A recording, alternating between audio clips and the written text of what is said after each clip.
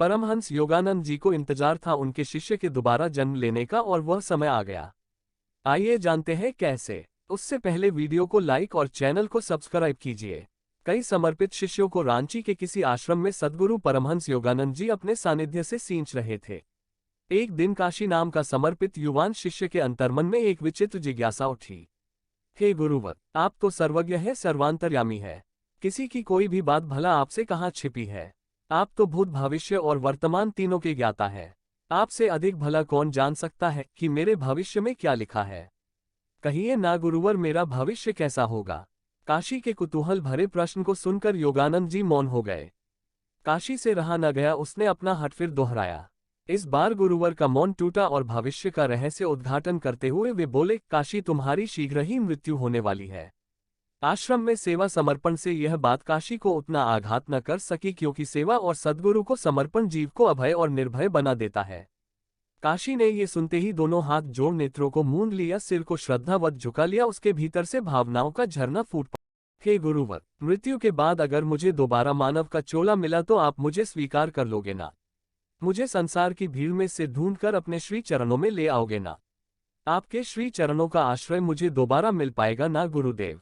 काशी एकटक गुरुदेव को देखता हुआ कहे जा रहा था, हे गुरुदेव, तुम दया के सिंधु कहलाते हो। एक बूंद की मुझको भी प्यास है। साथ निभाया तूने मेरा हर पल, तू ही मेरे साथ है। परंतु बात इस जन्म की ही नहीं, अगले जन्म की बात है। जानता हूं तेरा संग एक जन्म का नहीं, परंतु फिर भी इस नाचीज की इतनी ही अरदास है। ना छोड़ देना अकेला मुझको इस बीहड़ जंजाल में। माया का जहां हर पल होता तांडव नाच है। काशी ऐसे गुरुदेव के समक्ष प्रार्थना किए जा रहा था। काशी के सच्चे हृदय से निकले भाव को सुनकर गुरुदेव ने आखिर कह ही दिया कि ऐसा अवश्य होगा काशी, अगर ईश्वर ने चाहा तो। काशी ने कहा, ईश्वर ने चाहा तो। गुरुवर, मैं आपके सिवा किसी दूसरे ईश्वर को नहीं जानता। आपके अलावा मेरा किसी और से परिचय नहीं और मैं भला किसी दूसरे को ईश्वर का दर्जा दे भी कैसे सकता हूँ। हर तरह का उपहार और प्रसाद मैंने आपसे ही पाया है। मैं सिर्फ आपकी करुणा से परिचित हूँ और मुझे विश्वास है केवल आप। जानता हूँ आप संसार रूपी वन में मुझे भटकने नहीं देंगे। अपना बालक समझ मुझे शरण में ले लेंगे। मुझ पर दया करना गुरुदेव, मुझे दोबारा अपने पावन आंचल में ले लेना ना। ये कहता हुआ काशी गुरुदेव के श्री चरणों में सिर रखकर रोने लगा। माना मुझे मनाना आता नहीं, पर चल पड़ा हूं तुझे मनाने को। दिल की कसक रुकती नहीं, मजबूर हो तुझे पाने को। न थम रहा ना रुक रहा तूफा, ये कैसा बढ़ रहा। एक आस, एक तड़प, एक विश्वास है बस मात्र तुझे पाने को। काशी के आंसुओं ने आज एक घोर जंग लड़ी और आखिरकार इस जंग में वे विजय भी हुए। जन महिमा मई गुरुदेव के हृदय को द्रवित करने का लक्ष्य लेकर आंसुओं ने आंखों में कदम रखा था, उस लक्ष्य को उन्होंने बेदाला। गुरुदेव ने काशी की अरदास को स्वीकार किया, उसे फिर से मिलने का अटल वचन दे डाला। कुछ समय पश्चात योगानंद जी को किसी जरूरी काम से बाहर जाना पड़ा। उन्होंने काशी को बुलाया। सुनो काशी, चाहे कुछ भी क्यों ना हो, कोई तुम्हें कितना भी कहीं भी ले जाने का हट क्यों ना करे, तुम आश्रम के दिव्य स्पंदन में ही रहना। यहां से बाहर मत जाना।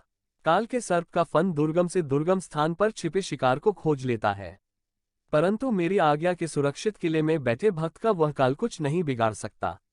इसलिए तुम सावधान रहना, किसी के भावनात्मक या किसी भी प्रकार के दबाव में आकर इस आश्रम के प्रांगण से बाहर मत जाना। यह मेरी आज्ञा है। योगानंद परमहंस जी तो चले गए, परंतु दुर्भाग्य की करामात देखिए कि उसी दिन काशी के पिता रांची आश्रम पहुंच गए। वे काशी पर दबाव डालने लगे कि वह आश्रम छोड़कर घर पुनः चले। लगातार 15 दिनों तक कोशिश करने पर भी जब वे असफल रहे तो काशी को अनेकानेक प्रलोभन देने लगे। बेटा तू मेरे साथ चल, मैं तेरा दाखिला सबसे बड़े विद्यालय में कराऊंगा। वहां ऊंची शिक्षा पाकर तू डॉक्टर, वकील, इंजीनियर वगैरह जो बनना चाहे बन सकता है। फिर दुनिया के सब ऐसो आराम तेरे कदमों में होंगे। यहाँ मजदूरों की तरह जीवन क्यों यापन कर रहा है। परंतु जब इन प्रलोभनों से भी बात ना बनी तो भावनात्मक हथकंडा अपनाया गया।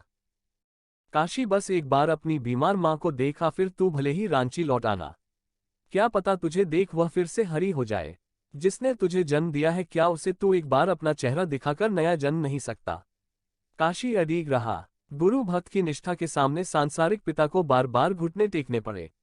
काशी ने उनके साथ जाने से साफ इनकार कर दिया। अब काशी के पिता नियंत्रण खो बैठे और आश्रम परिसर में जोर जोर से चिल्लाकर प्रलाप करने लगे। काशी, तुझे इस आश्रम को छोड़कर घर चलना ही होगा। यह एक पिता की आज्ञा है और तुझे इसका पालन करना ही होगा। अगर तू खुद नहीं चला तो तुझे घसीटकर यहाँ से ले जाऊंगा, और हाँ, याद रखना, जरूरत पड़ने पर पुलिस की मदद भी ली जा सकती है। पुलिस की मदद? नहीं नहीं, मेरे कारण मेरे गुरुदेव के पवित्र आश्रम में पुलिस आए लोग मेरे गुरुदेव का उपहास करें, मैं ये पाप का बोझ नहीं उठा सकता। गुरु के सम्मान को खंडित करने से अच्छा मैं मृत्यु को गले लगा लूं। काशी ने मन ही मन निर्णय कर लिया और काशी पिता के साथ घर चला गया। लेकिन यह उसकी स्थूल देह ही थी जो आश्रम से बाहर गई, परंतु उसका मन गुरु प्रेम में और आश्रम में ही रह गया।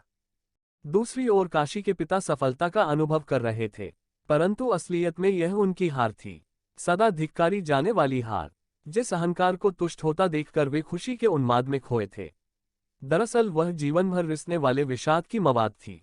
माँ पिता का वह स्नेह जिसने कभी काशी को पाला था, अब वही काशी को बंधनकारक अनुभव होने लगा। गुरुदेव से दूरी उसके प्राणों को तन से दूर ले जाने लगी, और एक दिन इतना दूर ले गई कि फिर काशी वापस कभी न लौटा। गुरुदेव की भविष्यवाणी सत्य सिद्ध हुई और काशी की मृत्यु हो गई। उधर योगानंद जी जैसे ही आश्रम लौटे, उन्होंने अन्य शिष्यों से काशी के बारे में पूछा।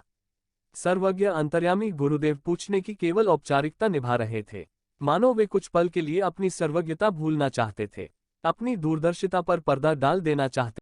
वे चाहते थे कि कोई आए और उन्हें कहे कि काशी हमेशा की तरह अपनी सेवा में संलग्न है, वह आश्रम के भीतर ही है, उनकी प्रतीक्षा कर रहा है। परंतु हर शिष्य के मौन ने उन्हें उनकी चाह से उल्टा ही जवाब दिया।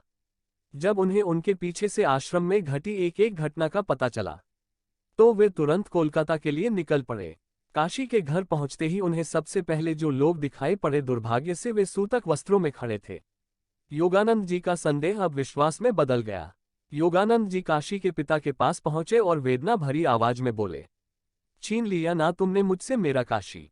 अपनी आज्ञा के बंधन में बांधकर मैं काशी के जीवन की जिस दुर्घटना को टालना चाहता था, तुम्हारी हठधर्मिता ने उसी दुर्घटना को ला खड़ा कर दिया। ये तुमने अच्छा नहीं किया। आखिर क्या देना चाहते थे तुम यहाँ लाकर काशी को? सांसारिक सुख सुविधाएं, वैभव, विलास या ऐश्वर्य? तुम क्या जानो, इन सब से ऊपर उसका ध्येय सत्य को पाना था। मेरा काशी, यदि थोड़ा समय और दिया जाता तो वह परम लक्ष्य को अवश्य पा जाता। योगानंद जी अगले ही पल नम नेत्रों से बोल उठे, मैंने उसे अपनी गर्भ में धारण किया था, अपने गोद में, अपने हृदय में स्थान दिया था मैंने उसे। आज मुझसे मेरा काशी छीनकर तुमने मेरे हृदय पर प्रहार किया है। पल पल विदीर्ण होता मेरा हृदय मैं तुम्हें कैसे दिखाऊं? उसके जीवन की हर विकट परिस्थिति को प्रसव पीड़ा की तरह सहा था मैंने। कैसे बताऊं तुम्हें अपनी वेदना?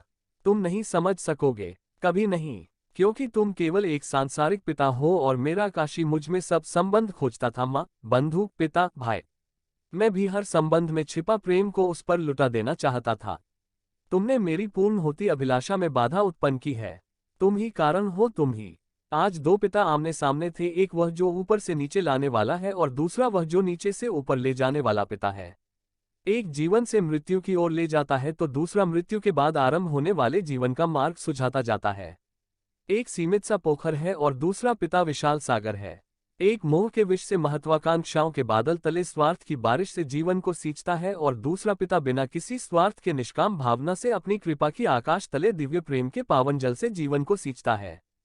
कहीं कोई बराबरी नहीं, दोनों में कोई तुलना नहीं। इसलिए केवल पिता ही नहीं, संसार के सारे संबंधों की ममता को भी यदि तुला के एक पलड़े में रखा जाए और दूसरे पलड़े में गुरु का एक पल का भी स्नेह रखा जाए तो तराजू वही झुकेगा जहां गुरु का दिव्य प्रेम है।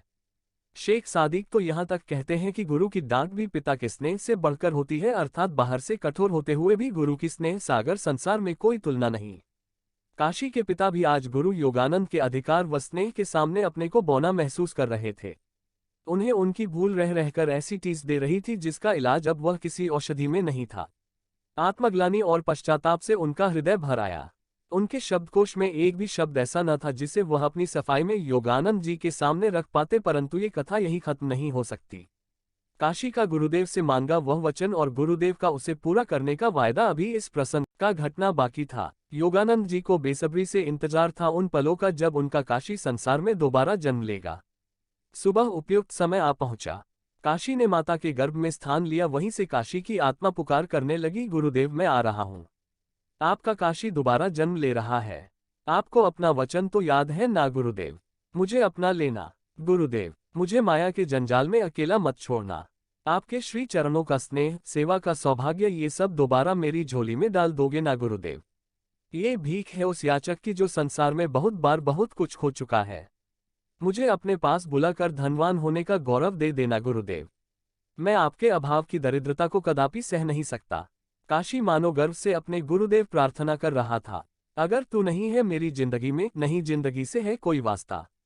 सच कहता हूं तू ना मिला अगर इस जिंदगी का मौत ही है रास्ता।